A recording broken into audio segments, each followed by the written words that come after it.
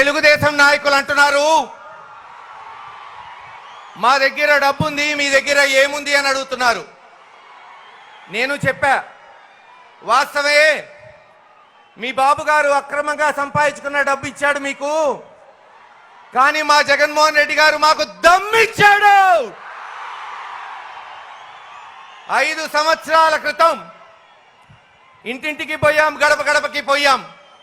ఒకటే చెప్పాం, ఒక్క అవకాశం జగన్మోహన్ రెడ్డి గారికి ఇవ్వండి, ఆంధ్ర రాష్ట్ర రూపురేఖలు మార్చి చూపిస్తాడని చెప్పాం. ఈరోజు 5 సంవత్సరాల తర్వాత మనం చూస్తున్నాం, పాలనా సౌలభ్యం కొరకు సచివాలయాలు వాలంటీర్ తీసుకొచ్చి, ఆ రోజు మారుమూల గ్రామాల నుంచి ఎవరైనా సరే మండల హెడ్ క్వార్టర్కి పోయి కుల ధృవీకరణ పత్రాలు, పట్టాలు కానీ పెన్షన్లు కానీ హాయిగా ఈరోజు వాళ్ళ గ్రామాల్లోనే సచివాలయాలు ఏర్పాటు చేసి ఎవ్వరూ మండల హెడ్ క్వార్టర్ పోకుండా చేస్తున్నాడు జగన్మోహన్ రెడ్డి గారు. ఈ వీడియో కానీ మీకు నచ్చినట్లయితే లైక్, కామెంట్, షేర్ చేయండి. మరిన్ని అప్డేట్స్ కోసం సబ్స్క్రైబ్ చేయండి.